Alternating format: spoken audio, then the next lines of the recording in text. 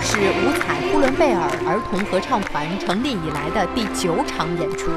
他们从家乡海拉尔到呼和浩特，再到北京。五彩传说、草原童年的歌谣演出场场座无虚席，反响热烈。特别是每当中场时，观众都久久不愿离去。虽然他们大多听不懂童谣的唱词，可他们还是深深地被这孩子们稚嫩的歌声所打动。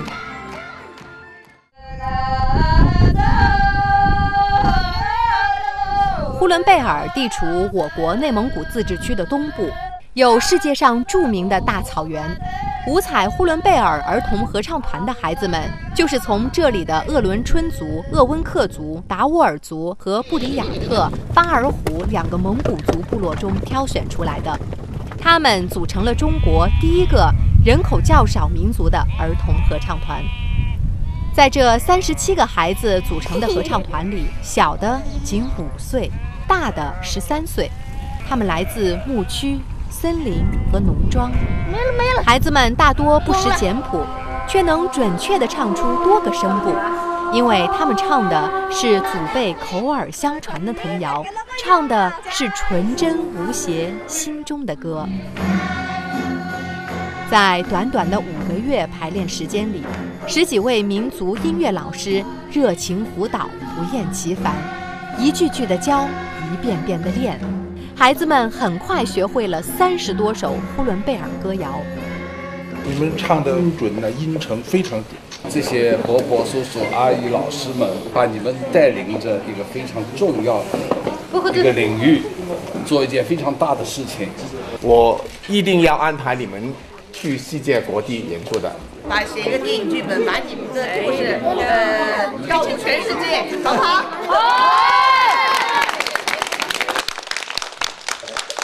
孩子在一茬一茬地长大，童谣被越唱越远，可不变的永远是从草原带出来的心灵，不变的永远是当代久违了的五彩传说。五彩呼伦贝尔儿童合唱团将唱着五彩的传说，加入更加精彩的世界。